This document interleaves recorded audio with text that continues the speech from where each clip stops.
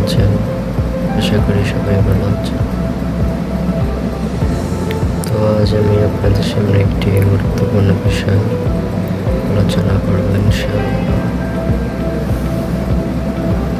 আলোচনার বিষয়টি হচ্ছে, সবাই ব্যস্ত থাকি আমাদের নিজ নিজ আগ্রহে নিজ নিজ কাজ করি, কিন্তু আমরা সেটা ভাবি না যে কী কী কাজ করতেছি আর আমাদের লস হচ্ছে।